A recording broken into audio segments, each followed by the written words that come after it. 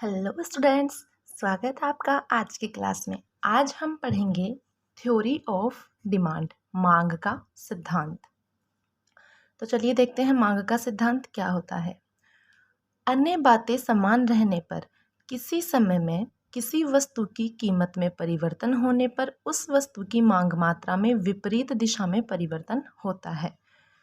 मतलब हम ये कह सकते हैं कि जब किसी भी वस्तु की कीमत बदलती है तो उस वस्तु की मांग मात्रा उसकी कीमत के विपरीत दिशा में बदलती है। यानी कि जब किसी वस्तु की प्राइस बढ़ जाती है, इंक्रीज हो जाती है, तो उसकी डिमांड कम हो जाती है, और जब उसकी प्राइस कम हो जाती है तो उसकी डिमांड बढ़ जाती है।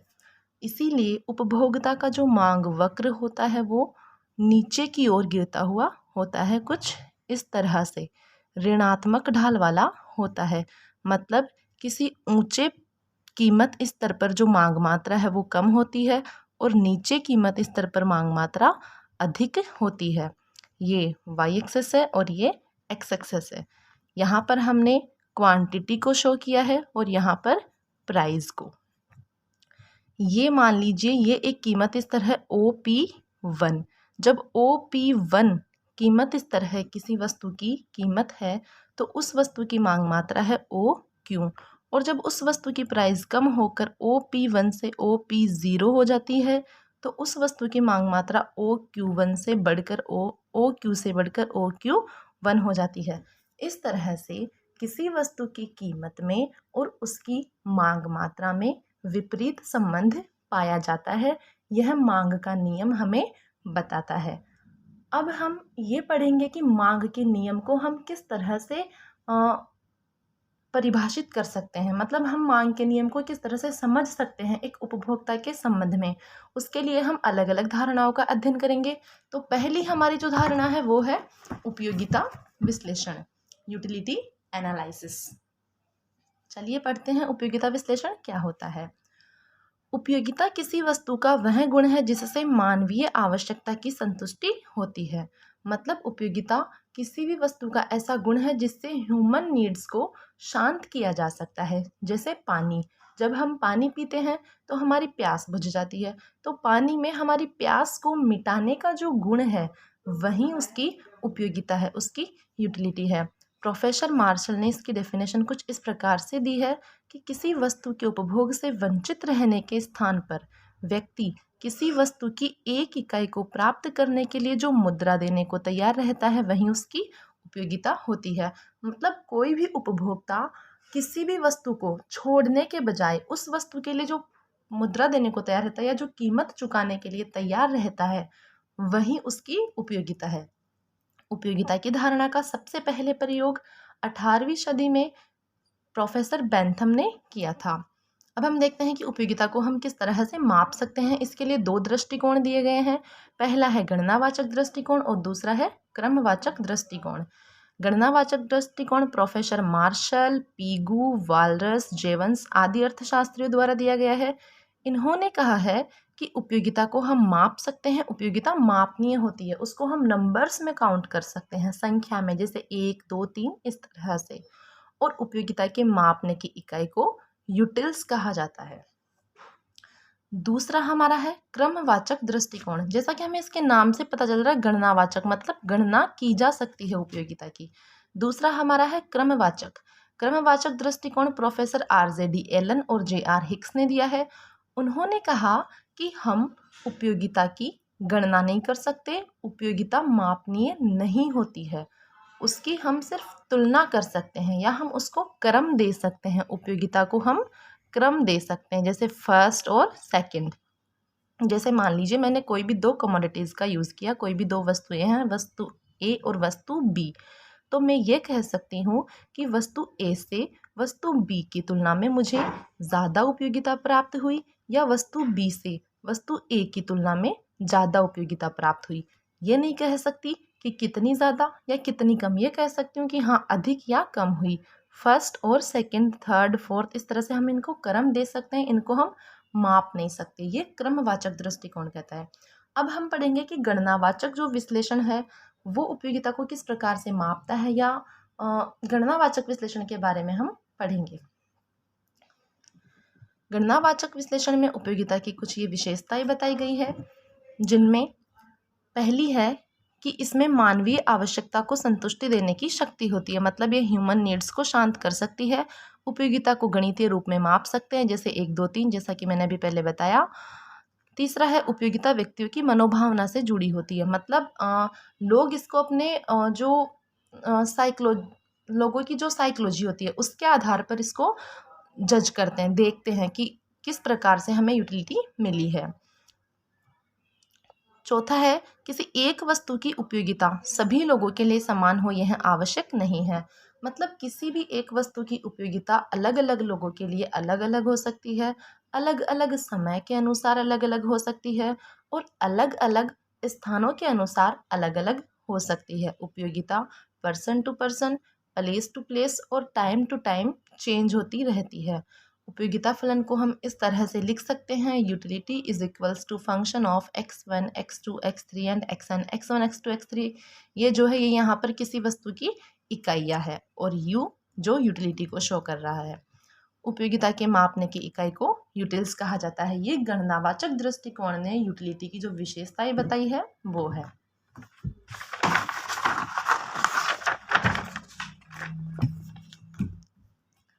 अब हम देखते हैं कि उपयोगिता विश्लेषण की क्या क्या मान्यताएं हैं। उपयोगिता की मान्यता है कि उपभोक्ता जो है वो तर्कसंगत होता है। उपभोक्ता के तर्कसंगत होने का मतलब है कि वह उपयोगिता की तुलना करता है। जैसे मान लीजिए मैंने कोई वस्तु खरीदी तो मैं उस वस्तु में कुछ और टाइप्स देखूंगी, सिर्फ उस एक वस्तु को देख के ही ले नहीं लूंगी, इसलिए वो उस एक वस्तु की जो खरीद रहा है उसको उपभोक्ता वो उसकी तुलना करता है, तर्क वितर्क करता है उसके संबंध में। इसलिए हम कह सकते हैं कि रेशनल कंज्यूमर उपभोक्ता जो है वो तर्कसंगत होता है।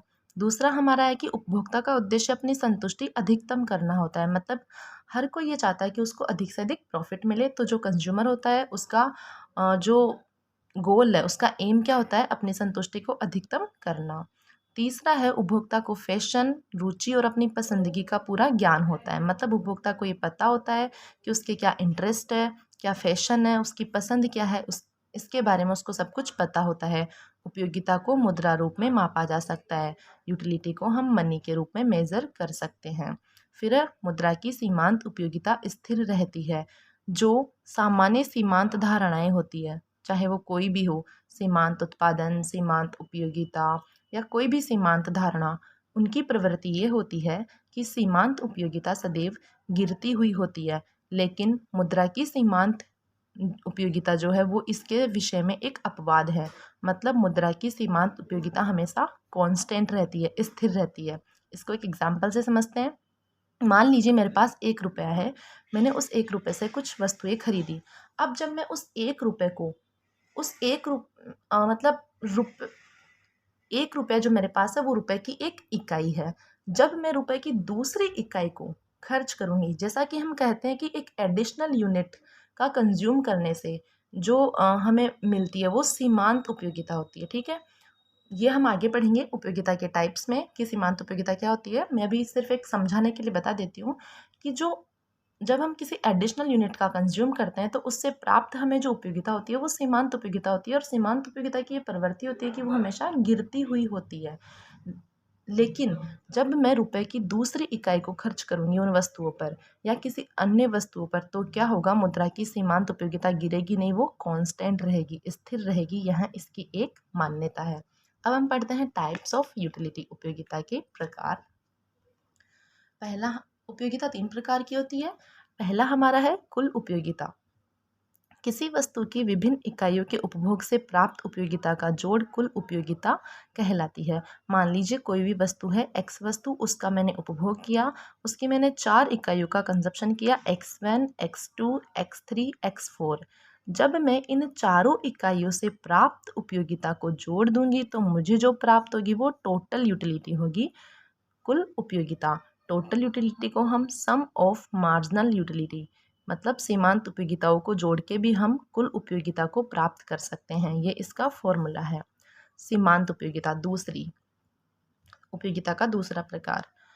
जब कोई उपभोक्ता किसी वस्तु की एक अतिरिक्त इकाई का उपभोग करता है तो इस अतिरिक्त इकाई के उपभोग से प्राप्त उपयोगिता को सीमांत उपयोगिता कहा जाता है।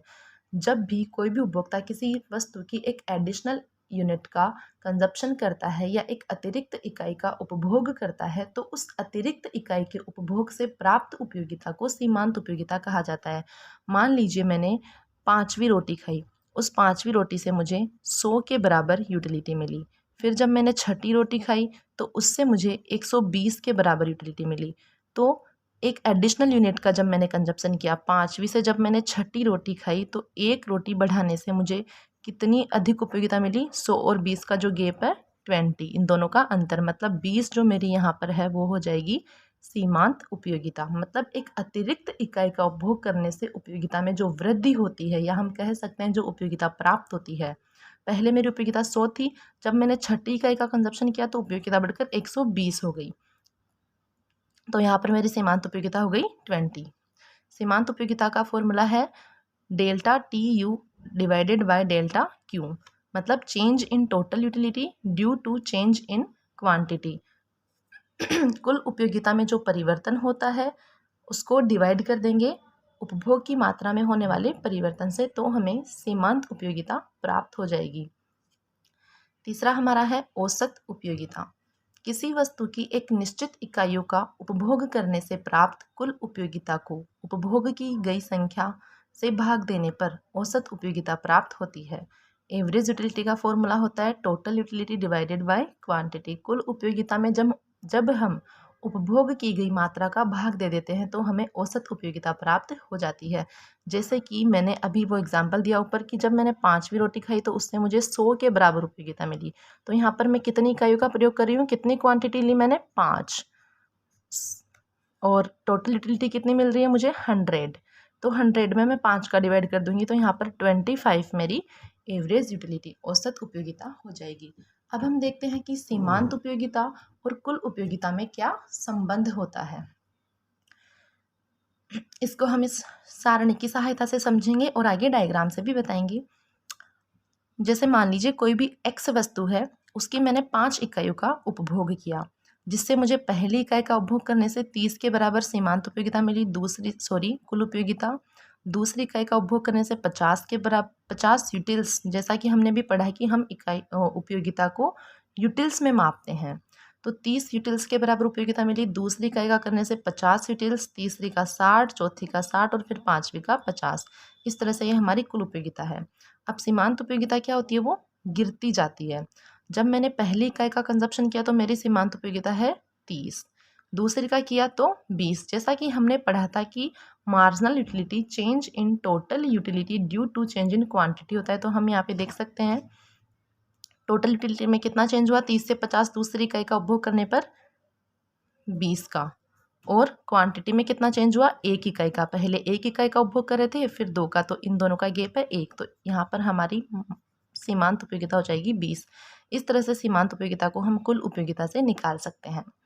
तो कुल उपयोगिता हमारी गिरती जाती है 30 से 20, 20 से 10, 10 से 0 और ये ऋणात्मक भी हो जाती है। अब इन दोनों में संबंध की बात अगर हम करें तो हम देखते हैं कि जब सीमांत उपयोगिता गिर रही होती है तो कुल उपयोगिता बढ़ रही होती है। देखिए ये गिर रही है, 30 से 20 हो गई, 20 से 10, 0, लेकिन जो कुल उपयोगिता है वो इस वक्त बढ़ रही है 30 से 50, 50 से 60, इस तरह से। जब सीमांत उपयोगिता 0 होती है तो कुल उपयोगिता मैक्सिमम होती है, अधिकतम होती है। 60 यहाँ पर कुल उपयोगिता अधिकतम है। जब सीमांत उपयोगिता ऋणात्मक हो जाती है या नेगेटिव हो जाती है, माइनस में चली जाती है, तो कुल उपयोगिता घटने लगती है। ये यहाँ 60 से 50 हो गई।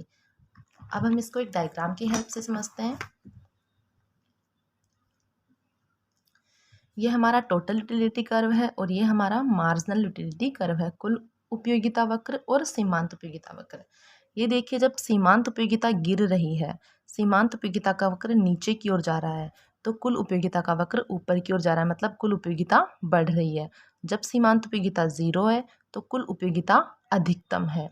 जब सीमांत उपयोगिता ऋणात्मक हो जाती है, नेगेटिव हो जाती है या माइनस में चली जाती है, तो हमारी कुल उपयोगिता जो है वो गिरने लगती है। जैसा कि ये हमारा कुल उपयोगिता का वक्र नीचे की ओर गिरने लगा है।